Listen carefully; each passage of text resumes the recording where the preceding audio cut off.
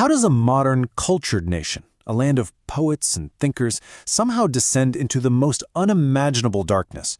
It's a question that really haunts us, even today. And to understand it, we have to go on a bit of a journey, back in time, to the very end of the Nazi regime, where it all comes down to a single, terrifying family secret. Believe it or not, to find the answer, we have to start at the end. So let's set the scene. It's the spring of 1945. The war in Europe is in its final, bloody, chaotic days. And inside Germany, an 11-year-old boy named Helmuth is lying in bed. He's supposed to be asleep, but he can hear his parents talking in these hushed, deadly serious tones. And then he hears his father, who's a well-respected doctor, say those absolutely chilling words to his wife. They were actually talking about whether they should kill the entire family or if he should just commit suicide alone. The fear in his voice, it was completely unmistakable. Well, the very next day, after spending one last happy afternoon with his son, Helmut's father went to his office, and he shot himself. So what could make a respected doctor, a father, so terrified that suicide seemed like the only way out? His fear. That's the key. It's the key to unlocking the entire story of Nazi Germany. Okay, so to find that answer, we need to rewind. We're going to leave 1945 and travel all the way back to the end of the First World War. Because as you'll see, the seeds of this catastrophe were planted right there, in the soil of Germany's defeat back in 1918. After the war, the victors, the Allies, they forced Germany to sign the Treaty of Versailles, and the cost was just staggering. Germany lost huge chunks of its territory, all of its overseas colonies, and it was saddled with a debt so massive, £6 billion, it was basically designed to break the country for decades. But honestly, the money was only part of the problem. The real damage was psychological. It was a national humiliation. See, the brand new democratic government, the Weimar Republic, was the one forced to accept these terrible terms. So, from its very first day, it was blamed for the entire disaster. Its own people called its supporters the November criminals, saying they were traitors who had stabbed Germany in the back. This democracy was born fragile, and a lot of people already hated it. And that political weakness, it made Germany incredibly vulnerable. And pretty soon, two devastating economic crises would come along and bring the entire republic right to its knees. Just look at this timeline. The speed of the collapse is just breathtaking. To try and pay its debts, the government just printed more and more money. And the result? Hyperinflation. In April of 1923, one US dollar was worth about 24,000 German marks. By December of that same year, it was worth trillions. The money was literally worthless. And you gotta understand, this wasn't some abstract economic problem. It was a daily nightmare. Your entire life savings might not even buy you a loaf of bread. People literally had to use wheelbarrows and carts just to carry enough cash for their daily shopping. Can you just imagine the fear, the utter desperation? Now, things did get a little bit better for a while, but the whole recovery was basically a house of cards built on short-term American loans. So when the Wall Street crash hit in 1929, those loans vanished overnight, and Germany was plunged headfirst into the Great Depression. By 1932, this was the number of unemployed Germans, 6 million people. Despair was everywhere. It was into this perfect storm of humiliation, chaos, and economic misery that Adolf Hitler and his Nazi party stepped.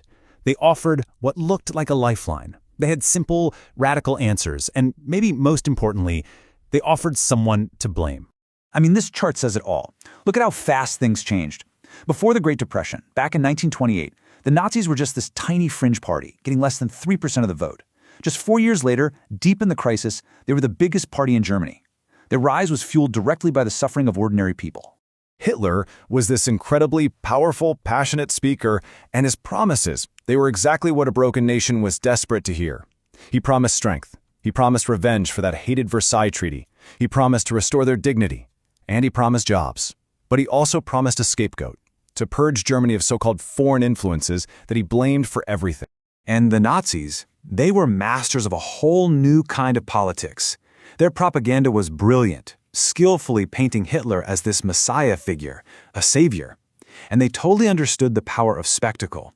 These massive, perfectly organized rallies, they weren't just political meetings. No, they were overwhelming displays of power and unity, all designed to make people feel like they were part of something huge and powerful again.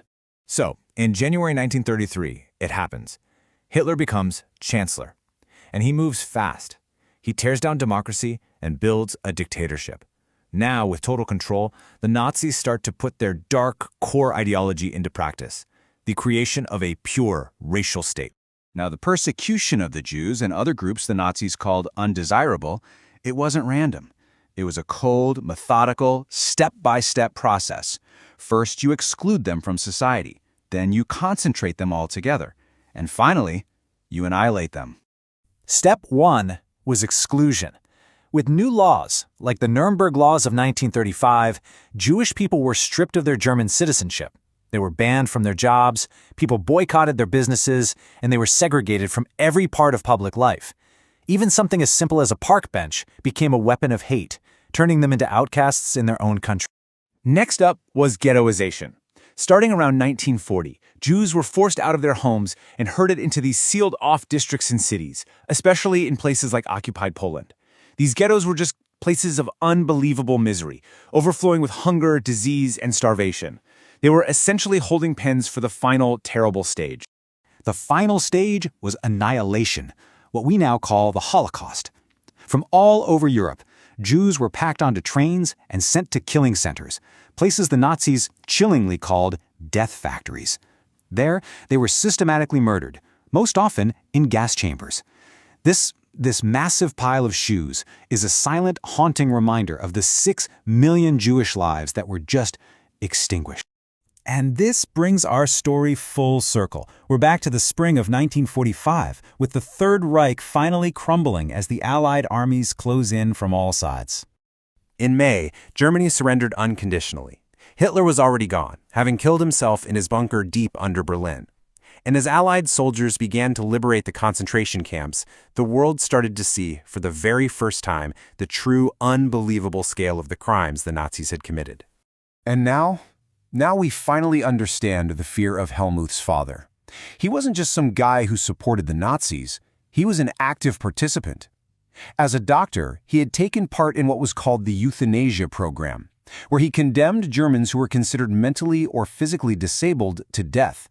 He knew that with Germany defeated, a reckoning was coming.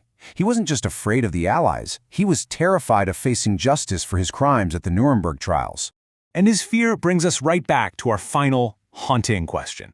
The answer, it seems, lies in this toxic mix, a deep sense of national humiliation, which is then fanned into a wildfire by economic despair, and finally, it's set ablaze by propaganda that offers easy answers and a group to blame for everything. The story of Helmut's father isn't just about one man's guilt.